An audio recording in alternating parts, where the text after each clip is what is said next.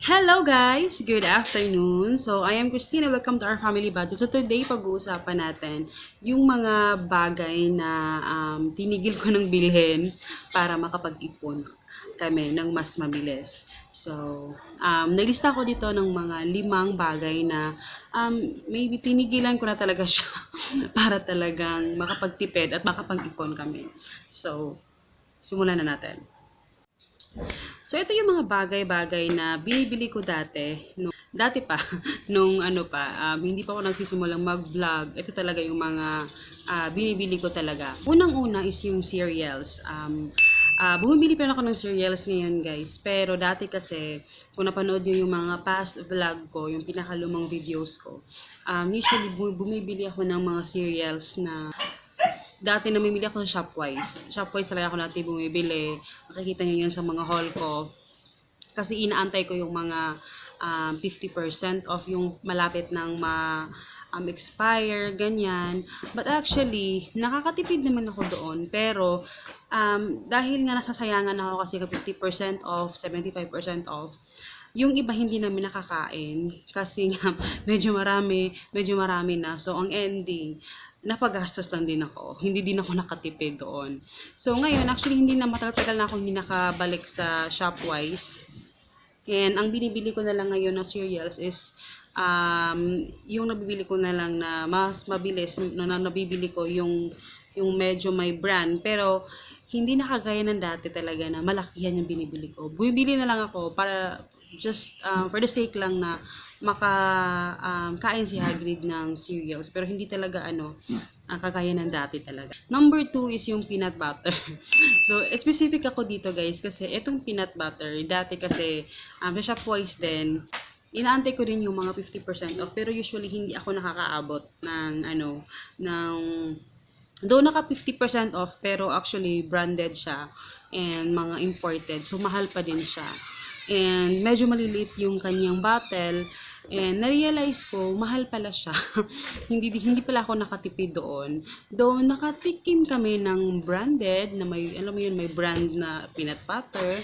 Hindi siya ganun ko talagang super talaga na creamy talaga na compare dito sa atin ng mga yung local na Pero may local din kasi hindi masarap.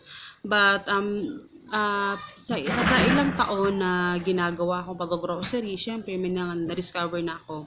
So, bumibili na lang ako ng peanut butter ngayon sa palengke na ganyan siya kalaki, di ba? Nakikita yung sa haul, ganyan siya kalaki, 100 pesos lang siya. So, sa mall kasi dati, nung binibili ko, ganyan siya kaliit ganyan lang siya kaliit and then yung price niya is nagre-range siya kasi nag 50% off pero nasa mga 100 plus lang din yung nababayaran ko mga 149 ganyan so mahal pa din siya. So, yun, tinigil ko na siya. Medyo matagal na ako hindi nakakabalik sa Shopwise. Ang maganda kasi Shopwise lang talaga pag talagang yung malapit na may expire, sinisale nila yun. Yun yung maganda. And importante lang talaga, yung gagamitin nyo lang talaga, yung bibilin nyo. Kasi pag bibili kayo ng mga items na sale nga, pero hindi mo naman kailangan, napagastos ka lang din naman, di ba? So, ayun. And number 3, naingay yung anak ko, wait lang. And number 3 is yung online shopping. Dati, nung hindi pa ako nag-Shopee, hindi ko pa kilala sa Shopee dati. Nakilala ko pala dati si Lazada. So, palati akong bumibili din sa mga Lazada, yung mga toys. Usually, dati binibili ko yung mga laruan ni Hagrid. Kahit wala nang talagang pera. Pero, nag-online shopping ako. And then, ayun, medyo napapagastos talaga ako. Hanggang sa nakilala ko sa Shopee. So, ayun na, mas mura naman sa Shopee.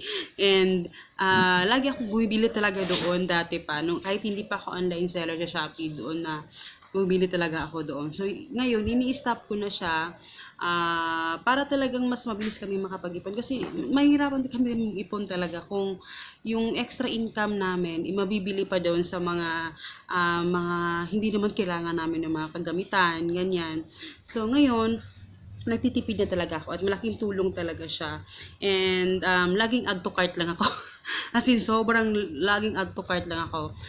Pinapaabot ko pa siya ng ilang weeks, minsan, actually, year na nga nung inabot yung ibang mga items pero hindi ko pa na-check out. Pero pag feeling ko kasi, ina-add to cart ko siya pag gusto ko siya, ganyan. Pero, pag pinapapa-stay ko lang siya dyan. Tapos, tinitingnan ko ulit kung talagang kailangan ko talaga siya. Alam mo yun, or may budget na ako, yun. Saka ko siya check out. Yun yung ginagawa ko. And which is really, talagang malaking tulong siya sa akin na makapagtipid at syempre makapag-ipon na rin, 'di ba? So, yan yung pangatlo. And yung pang-apat is yung toys. Kasi, I know, pag meron tayong anak, mas inuuna natin yung kaligayahan ng anak natin. Siyempre, yung kaligayahan nila is toys naman talaga. Pero, napapansin ko na lang kasi, yung toys, nagiging disposable na lang. Alam mo yun? Kasi, or kung hindi man maging disposable, yung mga toys na hindi nga nasisira, pero hindi nila masyadong ginagamit talaga. Alam mo yun? Kasi kagaya ngayon, kahit ilang magbibili-bili ka ako ng toys, pero yung lagi niyang nilalaro is yung Lego, yung Lego talaga, everyday yung Lego talaga ginagamit niya. And, yun na naman yung gusto niya, coloring, ganyan. Actually, I think normal lang naman siguro sa bata talaga na ma-excite sila pag may bagong laruan. Pero, yung ibang toys talaga, hindi sila naglalast talaga na magugustuhan talaga nila o lalaroin lang. Alam mo yung aabutin ng 2 araw, nasa tabi na lang yan, hindi mo na yan makikita ang lalaroin nila. So, napapagastos lang din. Pero sa amin, syempre, hindi naman kami maka-afford ng sobrang kamamahal ng mga toys. Ang nangyayari, yung mga toys is nagiging disposable na siya. Kasi, pag nasira, so, actually, kahit hindi nasisira, hindi niya nilalaro pag hindi niya talaga gusto. 'Di ba? So, lalo-lalo lang ngayon sa quarantine, hindi sila nakakalabas. Ang namimili ng toys, kung mamimili man tayo ng toys, ang mamimili tayo talaga, hindi sila. So, may tendency na hindi din nila magugustuhan yung toys na bibili natin, 'di ba? So, ako, para sa safe, binibili ko lagi is yung Lego. Yung dati binili ko sa kanya Lego para sure ako, nagagamitin talaga niya yun. So, yun yung ina-accumulate namin. Parang yun yung inaano ko lagi binibili para mas marami siyang Lego na malalaro, marami siyang kasi konti lang yung Lego niya. So, yun doon ako nag-ano.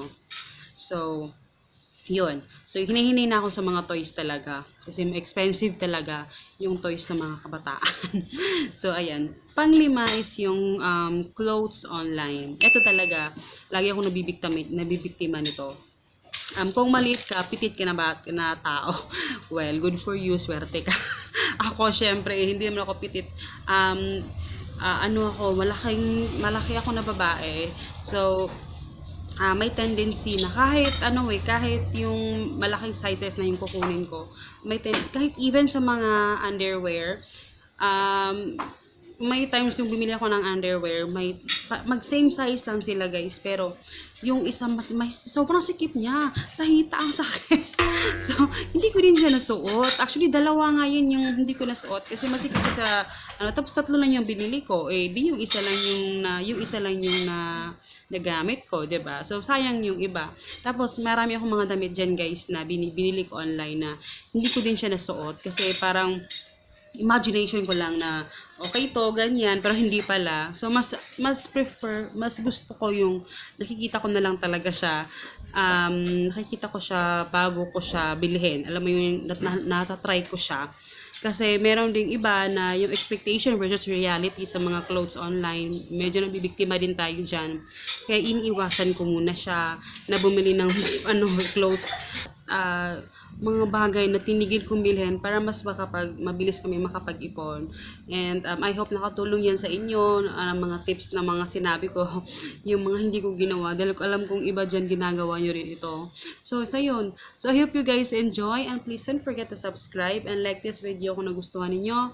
And see you in my next video guys. Paalam.